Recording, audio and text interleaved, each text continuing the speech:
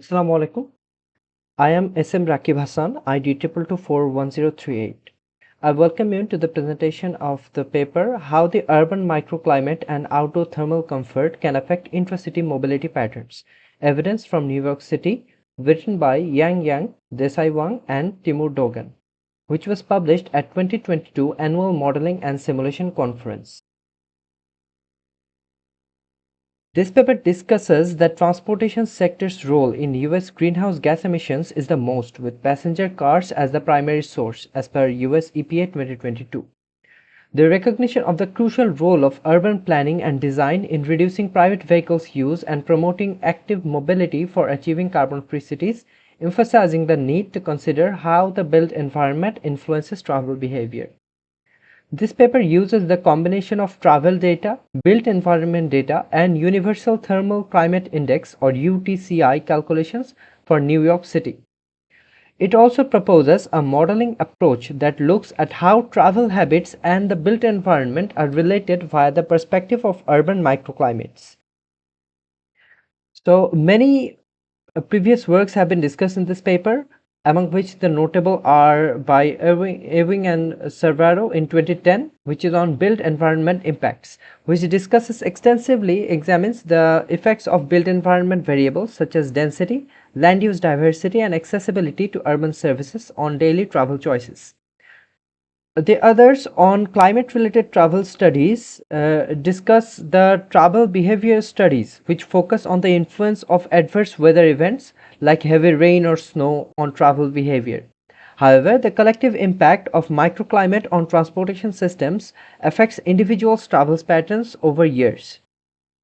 Last but not the least, ENVI-MIT and AD3D, which are UTCI simulation tools, they are high fidelity tools which are increasingly accessible through advanced tools like ENVI-MIT and AD3D. These tools aid in understanding microclimate impacts on human comfort at a local level. So there have been extensive works and research on this topic, but a huge research gap still exists. So these are also discussed in this paper. These are limited spatial scale in previous studies. So the existing studies linking UTCI with active travel behaviors have predominantly been conducted at a small spatial scale, such as public plazas or specific bike routes. This limitation means that the insights gained are often localized and may not be representative of broader urban contexts. Also, the computational challenges. While high-fidelity UTCI simulations are becoming more accessible with advanced tools, they can still be computationally expensive, especially when applied at a city-wide scale. This computational challenge has hindered the comprehensive analysis of microclimate impacts across larger urban areas. Also, spatial heterogeneity is there, which is microclimate impacts can vary significantly across different geographical locations within a city. Current research lacks an in-depth understanding of how microclimate influences travel behaviors in different urban contexts, and capturing this spatial heterogeneity remains a challenge.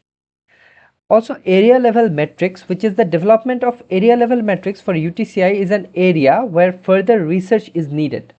Existing analysis often focus on point level or street level data, whereas understanding area level thermal comfort and its impact on travel patterns is essential for broader urban planning and design interventions.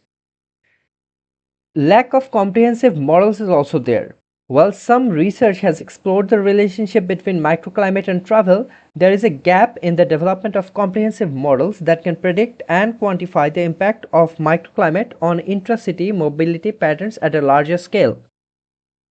And last but not the least, guidance for urban design practices, which is another research gap in the development of models that can guide urban design practices. How the insights gained from microclimate research can inform and influence future urban design decisions is an area that requires further exploration. So this study has a huge scope in our urban planning or day-to-day lives. So these can be implemented in urban planning and design. Like planners and designers can use this research to create urban environments that are more comfortable and conducive to active travel models, such as walking or biking. Also, for decarbonizing urban mobility, this study can be used. as it emphasizes the role of active travel modes in reducing greenhouse gas emissions. Policymakers can use this information to develop strategies for decarbonizing urban mobility. Spatial planning and design interventions. So, this knowledge of the impact of microclimates on travel behavior can inform decision making related to spatial planning and design interventions that take into account the thermal comfort of urban residents. Infrastructure investment can also be improved. Understanding the impact of microclimates on travel patterns can influence infrastructure investments. Cities can allocate resources to improve urban environments, making them more suitable for active travel. Climate responsive urban design. Climate resilient and responsive urban design can use the findings to create more comfortable and sustainable urban spaces. This may include the design of a shaded pedestrian areas, bike lanes, and green infrastructure. Transportation policies. Transportation policies can be adjusted to encourage and facilitate active travel. This may involve creating incentives for walking and biking or designing public transportation systems that integrate with these models of travel. And finally, research and modeling. Researchers and urban scientists can build upon this study to further investigate the relationships between microclimates, built environments, and travel patterns in different cities and regions. So, data is a huge factor for any simulation and modeling tasks. So in this paper, three types of data are used. The data sets are travel data, which contains traveler demographic information, including age, income, and household size, which also provides details about trip origin, timestamp, season, time of day, and trip mode. And it further includes data on starting and destination activities, trip count, and trip duration. The next one is built environment data, which offers information on urban density, such as population per square kilometer. It also describes accessibility to various urban services within neighborhoods, including retail, recreational, food, and more. Data is matched to trip origins, enabling the analysis of built environment impacts on travel behavior. And finally, the UTCI data, which is the Universal Thermal Comfort Index, which features for neighborhoods and timestamps. It includes percentages of heat stress and cold stress points in different areas at specific times. It also enables the study of microclimate's influence on travel behavior and choose of travel active modes. So the method of the paper is comprised of two main steps, which is traveler clustering and predictive model training.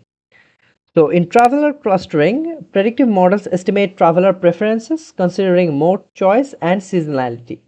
K-means clustering have been performed on the combined datasets. So in predictive model testing, random forest classifier is used for outputting trip mode duration probabilities and trained through a 5-fold cross-validation process for goodness of fit evaluation. Also, the L1 norm measures the fit quality of the model. In the spatial heterogeneity analysis and scenario testing, synthetic traveler population was generated for each neighborhood based on cluster distribution and predictions made for citywide active trip percentages using the existing features. And scenario testing explores the changes in active trips under hypothetical conditions. And in the sensitivity analysis, it examines the UTCI impacts on travel behaviors and explores interdependencies among built environment, microclimate, and travel. It also analyzes various feature combinations in different seasons, different times of day, and different activities. Speaking about the results of this study, the traveler clustering and predictive model training result contains 6 traveler clusters successfully derived. The elbow criterion was used for cluster selection for the optimal number of clusters, and L1 norm indicates the good model performance. In spatial heterogeneity analysis and scenario testing result, active trip proportions based on existing urban context with higher active trips in Manhattan. Scenario testing results show increased active trips, especially in work commute trips in specific neighborhoods.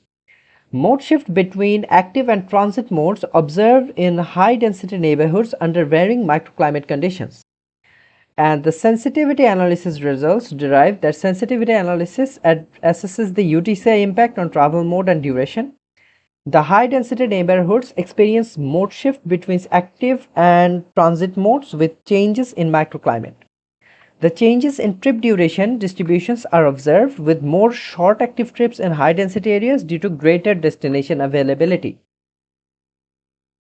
So this research also has some limitations and it opens up a huge broad future scopes. Talking about the limitations, this study simplifies the modeling by excluding complex microclimate and built environment factors like urban heat island, wind environments, and human metabolic rate. Also, the model's accuracy is only assessed through cross-validation and lacks validation against external data sources. Also, other mobility data sources such as GPS or social media might not provide complete validation data. The future research scopes include investigating the impacts of more complex microclimate and built environment factors such as urban heat islands, wind environments, and building surface materials, and also validating the model against external datasets and sources to enhance its accuracy and robustness.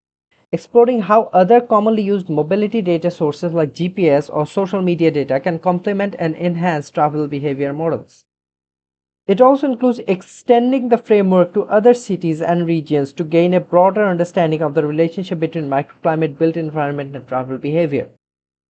Also, evaluating the effectiveness of microclimate-oriented design interventions in different regions and times for enhanced urban planning and design. To conclude, this research introduces a novel framework that combines travel data, built environment data, and UTCI data to predict neighborhood-level travel choices.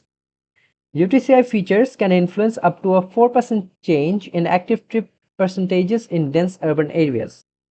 Dense urban districts with accessible services and well-shaded streets are conducive to sustainable travel modes and can support improved thermal comfort. And finally, the active trips are more likely to shift to transit trips in high-density neighborhoods when thermal comfort worsens, which is more environmentally sustainable. So that's all for the presentation. Thank you for your patience hearing. Assalamu alaikum.